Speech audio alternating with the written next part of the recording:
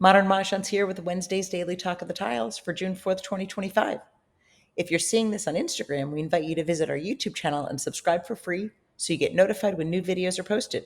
We have great playlists of our daily talk, replays of our Zooms, and other wonderful videos for you to learn and improve your game. Today's tile topic is continuing our discussion of Mahjong materials. If you appreciate the beauty of vintage sets, we recommend watching replays of our virtual vintage series on our YouTube channel. Here's a photo of several pictures of different tiles that we're going to be helping you identify. Tuesday, we covered bone and bamboo, ivory, and French ivory jellyback. So get ready for more wonderful tiles and beautiful art. Some hints for the new photos coming up. Bakelite, Catalan, and Chinese Bakelite are formaldehyde-based resins, and at first glance they all appear to be quite similar. But they have subtle differences which are still causing debates over identifying the tiles today. To add to the confusion, it should be noted that Bakelite's trade name was also used by later owners of the Bakelite organization in connection with plastic materials such as polyester, epoxide resins, urea formaldehyde, and even polyethylene.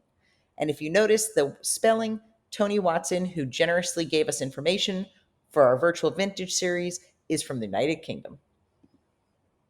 So does this material look familiar? If you've played on a vintage set, maybe one that had red nail polish instead of Joker stickers, you've probably seen this material. So what material are these tiles? Well, do you say Kleenex or tissue? Bakelite or Catalan?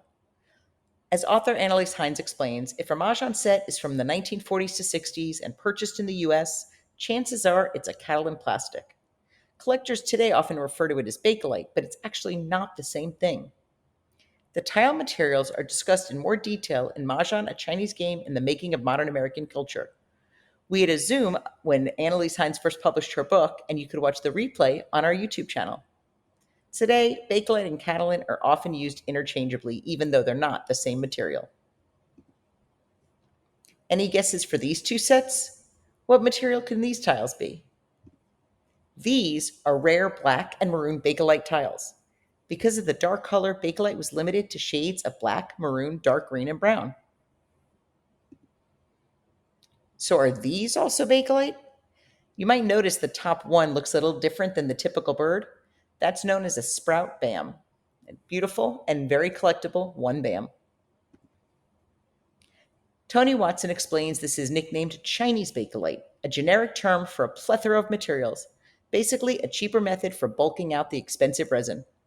It appears that tiles can be cast or produced in sheets with impressed or hand-carved designs, and they show the same age yellowing as Catalan, but often not as pronounced, and that's possibly due to the effects of the filler material. You see, if a Chinese Bakelite tile drops, you'll also see white coming through.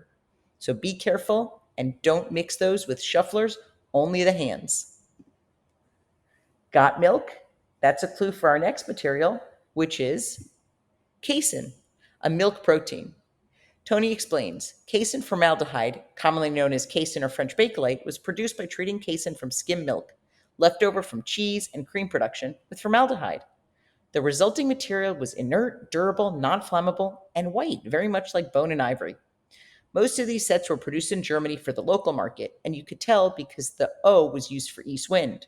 And when they were exported, they were rebranded by foreign distributors with the standard E for east, S for south, west for west, W for west, and N for north.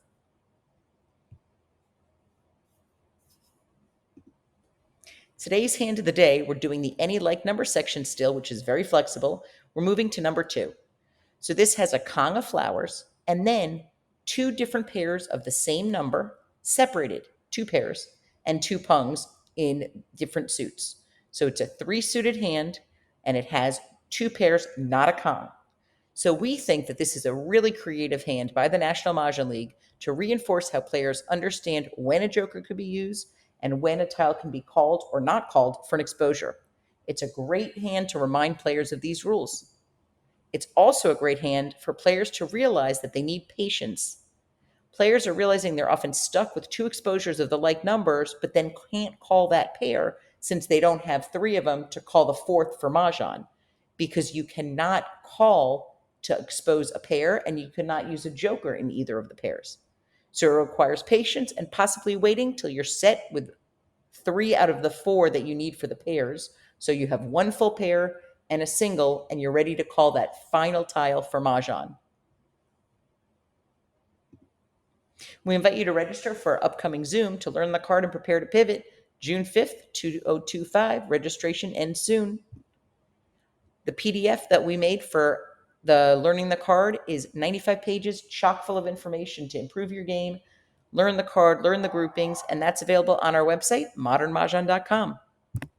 Coming up soon, June 17th, we're hosting a Alzheimer's Association fundraiser at the Honors Bridge Club.